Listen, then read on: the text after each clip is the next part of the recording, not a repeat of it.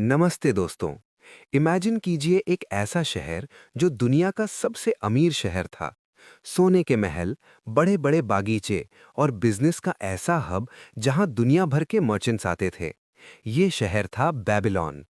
लेकिन क्या बेबीलोन का हर इंसान अमीर था? बिल्कुल नहीं। आज हम बात करेंगे जॉर्ज एस क्लेसन की timeless classic the richest man in Babylon के बारे में।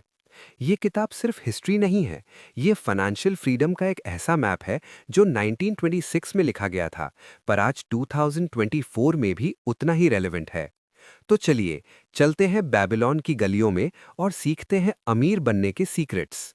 Chapter 1 and 2, the awakening, Bansir और अरकद। कहानी शुरू होती है the man who desired gold से। हम मिलते हैं बांसिर से, जो एक रथ बनाने वाला चैरियट बिल्डर है। वो उदास बैठा है अपने घर की दीवार पर। उसका दोस्त कॉबी, जो एक म्यूजिशियन है, उसके पास आता है उधार मांगने। बांसिर हंसता है और कहता है, मेरे पास तो खुद की जेब में फूटी कौड़ी नहीं है, मैं तुम्हें क्या दूं? दोनों सोचते हैं कि हम दिन रात मेहनत करते हैं, फिर भी हम गरीब क्यों हैं?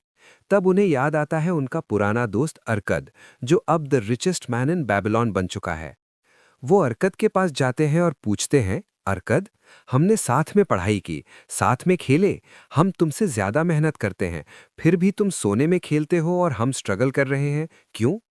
अरकद मुस्कुराता है और दुनिया का सबसे बड़ा फाइनेंशियल सीक्रेट बताता है। I found the road to wealth when I decided that a part of all I earn is mine to keep. दोस्तों, सिंपल लाइन है ना? अपनी कमाई का एक हिस्सा अपने लिए रखना। अरकत समझाते हैं कि हम सबको पैसे देते हैं, दूध वाले को, कपड़े वाले को, पर खुद को कभी पे नहीं करते। रूल नंबर 1, कम से कम 10% सेव करो। Chapter 3, 7 cures for a lean purse. Narrator, Arkad सिर्फ थ्योरी नहीं देता, वो बेबीलोन के लोगों को 7 cures for a lean purse सिखाता है, यानी खाली पर्स को मोटा करने के 7 तरीके। ध्यान से सुनिए। स्टार्ट दाय पर्स टू फैटनिंग, हर 10 सिक्कों में से सिर्फ 9 खर्च करो। कंट्रोल दाय एक्सपेंडिचर्स, जरूरत और शौक में फर्क समझो, बजट बनाओ।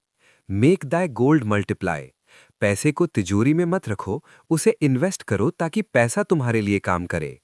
गार्ड दाय ट्रेजर्स फ्रॉम लॉस, रातों रात अमीर बनने वाली स्कीम से बचो, एक्सपर्ट्स की सलाह लो। मेक ऑफ दाय ड्वेलिंग अ प्रॉफिटेबल इन्वेस्टमेंट, अपना खुद का घर होना चाहिए ताकि रेंट का पैसा बचे। इंश्योर अ फ्यूचर इनकम, बुढ़ापे के लिए और फैमिली की सिक्योरिटी के लिए आज ही प्लान करो। Increase thy ability to earn, अपने स्किल्स को बढ़ाओ, जितना ज्यादा सीखोगे उतना ज्यादा कमाओगे। चैप्टर 4 एंड 5, लक और लॉज ऑफ गोल्ड। नैरेटर, आगे बढ़ते हैं। अगला चैप्टर है meet the goddess of good luck. हम सब सोचते हैं ना कि काश लक चल जाए। अरकत कहता है, luck is preparation meeting opportunity. जो लोग एक्शन लेते हैं, गॉडेस ऑफ लक उन्हीं पर मेहरबान होती है। प्रोक्रेस्टिनेशन यानी टाल मटोल करना लक का सबसे बड़ा दुश्मन है। फिर आती है बात द 5 लॉज ऑफ गोल्ड की। ये लॉज बताते हैं कि पैसा किसके पास टिकता है। गोल्ड उसके पास खुशी से आता है जो अपनी कमाई का 10% बचाता है। गोल्ड उसके पास बढ़ता है जो उसे सही जगह इन्वेस्ट करता है।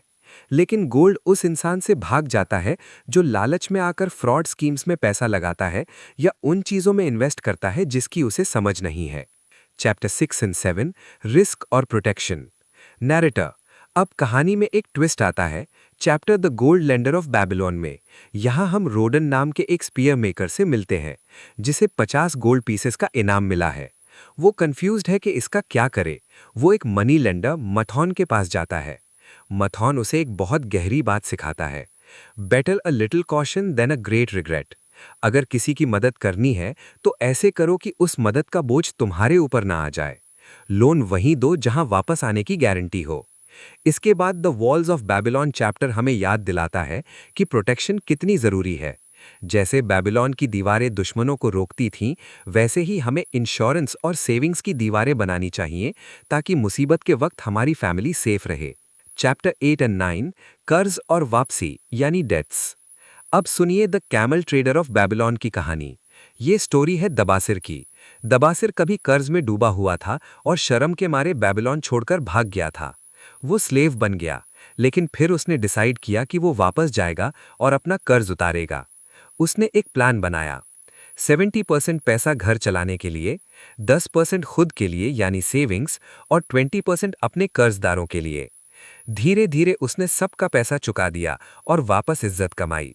ये चैप्टर सिखाता है where the determination is the way can be found. अगर नीयत साफ हो तो रास्ता मिल ही जाता है। Chapter 10 and 11 legacy and history. Narrator. Book के एंड में हम मिलते हैं the luckiest man in Babylon से। ये कहानी है शरू नादा की, जो एक वेल्दी मर्चेंट है।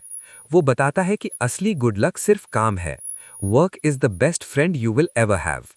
जब आप काम करते हैं तो आप दुनिया को वैल्यू देते हैं और वही वैल्यू घूमकर वेल्थ बनकर आती है। The clay tablets from Babylon हमें ये प्रूफ देते हैं कि ये विजडम इमेजिनरी नहीं है। आर्कियोलॉजिस्ट को सच में ऐसे टैबलेट्स मिले हैं जिसमें एक कर्जदार ने अपना लोन चुकाने का प्लान लिखा था, जो आज भी मॉडर्न बैंकिंग में यूज होता है। और finally an historical sketch of Babylon हमें बताता है कि आज बेबीलोन के महल मिट्टी बन चुके हैं, रेगिस्तान ने उन्हें ढक लिया है, लेकिन उनकी wisdom, the wisdom of Babylon, आज भी जिंदा है। कंक्लूजन, आपका नेक्स्ट स्टेप। तो दोस्तों, the richest man in Babylon का निचोड़ क्या है? बहुत सिंपल। अपनी कमाई का 10% सबसे पहले खुद को पे करो, अपने खर्चों को कंट्रोल करो, पैसे को काम पे लगाओ और अपने नॉलेज को बढ़ाते रहो। अमीर बनना कोई जादू नहीं है, ये एक डिसिप्लिन है। जैसे अरकद ने बांसिर से कहा था, सूरज आज भी वैसा ही उगता है जैसा मेरे पिताजी के टाइम पे उगता था। लॉज ऑफ मनी चेंज नहीं होते। अब सवाल ये है कि आप अपनी पर्स को मोटा करने के लिए तैयार हैं? आज ही शुरू कीजिए। अपनी अगली सैलरी का 10% अलग कीजिए और बेबीलोन की विजडम को अपनी जिंदगी में उतारिए। शुक्रिया।